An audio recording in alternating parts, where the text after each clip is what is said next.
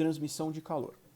Galera, a ideia de transmissão de calor é tentar entender como os corpos transmitem energia térmica ou para outros corpos ou para o ambiente, beleza?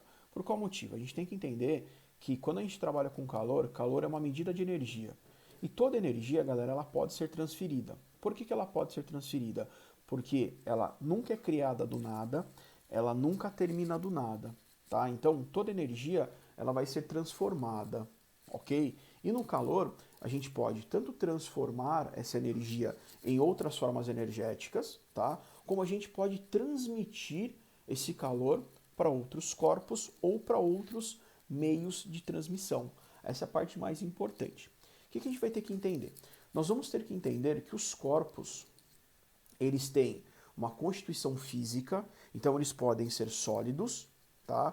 Ou eles podem trabalhar na forma de fluidos, como gases e líquidos. E também a gente pode transmitir calor além da nossa relação de ter um estado físico, nós também podemos transmitir calor pelo vácuo. Essa é a ideia prática, ok?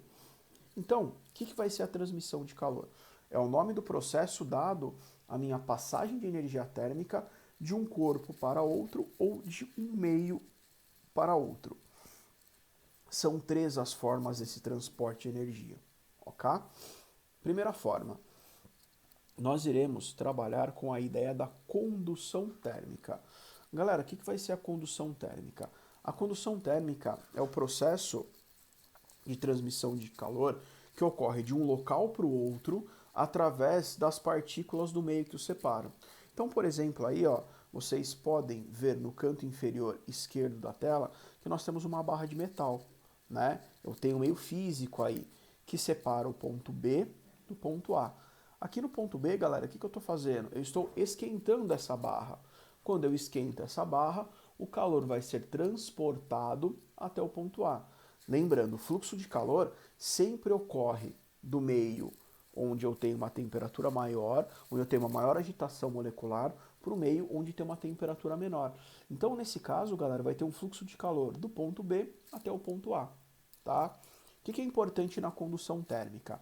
É um processo que exige sempre a presença de meio material, ok? Isso significa o quê? Condução térmica não ocorre no vácuo. Então, galera, minha condução vai acontecer em meios materiais sólidos, tá? Em corpos sólidos, em corpos líquidos e em corpos gasosos. Beleza? Sem problemas? A partir disso, como é que a gente vai determinar como esse calor é transportado? Esse calor vai ser analisado através do que a gente vai chamar de fluxo, tá? Pessoas, então o fluxo de calor é como eu tenho o transporte de calor de um lado, de uma parte do material para outra parte do material. Então vamos imaginar que a gente tem uma placa de material condutor aqui, ó. A gente tem uma superfície 2 do lado esquerdo, uma superfície 1 do lado direito. Beleza? Quando que vai acontecer fluxo de calor? Quando eu tiver variação de temperatura. Então, galera, para o calor transpassar, a temperatura em uma face da placa tem que ser diferente da temperatura da outra face da placa. Quando que a gente percebe bastante isso daí? Vamos imaginar a gente tomando um solzinho gostoso da manhã e um solzinho do capiroto na tarde. Quando esse sol está batendo na parede, você não consegue encostar a mão na parede e perceber que a parede está quente? Galera, como é que essa parede esquenta na parte interna? Porque eu tive um fluxo de calor da parte externa para a parte interna. Então eu tive um aquecimento baseado nesse fluxo, ok?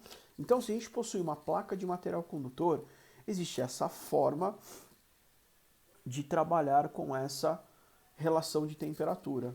Quando a gente relaciona a quantidade de calor pelo tempo, a gente vai determinar esse cara como sendo fluxo. Então, pessoas, o fluxo de temperatura, né, o fluxo de calor, sempre vai ser a quantidade de calor dividido pelo ΔT.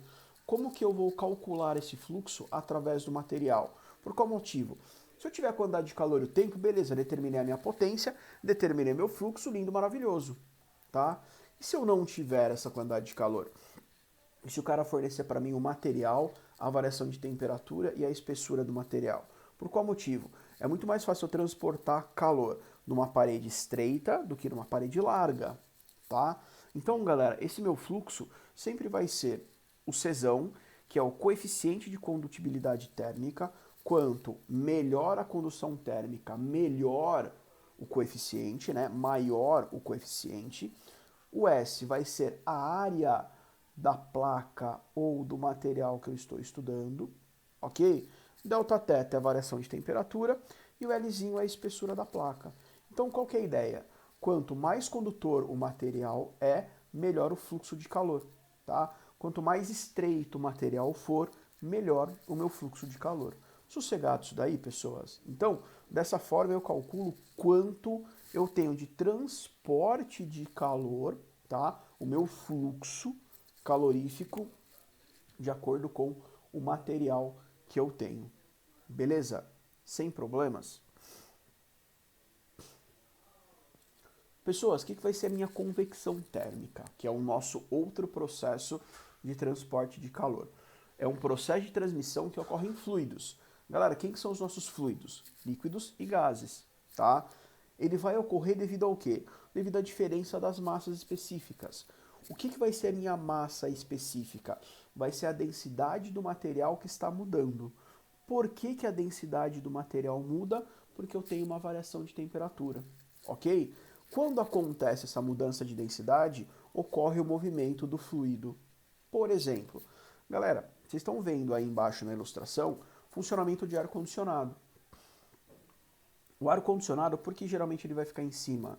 Porque o ar frio ele é mais denso, ele desce. O ar quente é menos denso, ele sobe. Então a gente vai ter o quê? Um fluxo de convecção aí dentro. Então está tendo uma troca de calor de acordo com as densidades do ar, nesse caso. Por qual motivo? Porque eu tenho uma variação de temperatura no fluido, ok? Onde mais acontece convecção? Convecção, pessoas, acontece em brisa marítima, tá? Quando você vai para a praia, por exemplo, que é um negócio que nessa pandemia tá meio complicado, né? Não dá para ir tanto para a praia assim. Qual que é a ideia? De manhã você sente a brisa marítima, né? O vento batendo numa direção. À noite você sente a brisa marítima batendo em outra direção. De manhã, galera, sempre, né? Durante o dia, sempre o ar, né? Essa brisa, esse vento, ele vem do mar para o continente. À noite é o oposto, é do continente para o mar. Já prestaram atenção nisso daí durante as suas idas à praia? Por que isso aí acontece? Porque, galera, durante o dia, tá? Você tem o sol esquentando a areia e a água. Quem que esquenta mais rápido? A areia. Então, aquela superfície da areia esquenta muito mais rápido, tem uma capacidade térmica ali diferente da água. Então, como eu tenho uma capacidade térmica pequena, onde eu preciso de pouca energia para aumentar muito a temperatura, tá? Então, ele esquenta muito rápido. Aquele ar próximo à areia vai ficar quente. Aquele ar sobe. Galera, quando o ar quente sobe, o ar frio que está em cima do mar entra no continente. Essa é a minha brisa marítima durante o dia. E à noite, o que acontece? O oposto. A água não tem uma capacidade térmica grande, então a água fica mais quente durante um tempo maior. À noite acontece o oposto. A areia esfria muito rápido. A água demora para esfriar. O que acontece? O ar em cima da água fica quente, ele sobe. O ar que está frio em cima da areia vai na direção do mar. Sempre dessa forma, pessoas. Brisa marítima funciona por convecção térmica, ok? E a nossa última forma de trabalhar com transporte de calor é a radiação. Galera, a radiação é um processo de transmissão que sempre vai ocorrer através de ondas eletromagnéticas, tá? Então, ele pode ocorrer tanto em meio material, como no ar atmosférico, tá? Como no vácuo. Por qual motivo? Porque uma onda eletromagnética, ela pode se propagar no vácuo. Essa é a nossa vantagem, beleza? Por exemplo, como é que a Terra fica quente? Devido ao Sol. Pessoas, entre o Sol e a Terra, de maneira bem grosseira, assim, ó, Nós temos o vácuo, a gente não tem meio material de transmissão. Então, como é que o Sol consegue esquentar a Terra? Devido a esse transporte de calor de ondas eletromagnéticas, geralmente na frequência do infravermelho, tá? No caso da relação de esquentar o planeta Terra. Beleza? Só que não são todos os materiais que permitem esse transporte de energia através da radiação térmica. A gente vai classificá-los de duas formas. Nós temos materiais diatérmicos, que são os meios que permitem as propagações de ondas de calor através dele, tá? O que são esses meios diatérmicos? São meios transparentes, pessoas. Por exemplo, o ar atmosférico. E nós também temos nossos meios atérmicos, tá? O que são os atérmicos? É lembrar, todo prefixo a antes de uma palavra significa negação, né? Então são os meios que não permitem essa propagação de ondas de calor. Geralmente, esses meios são o quê, pessoas? São meios opacos. Por exemplo, a parede de tijolo. Na parede de tijolo, a radiação infravermelha, a radiação térmica, não atravessa essa parede. Ela esquenta a parede e a parede transporta essa quantidade de calor para dentro através do fluxo de calor do meio material, lá da minha ideia de propagação por contato. Ok?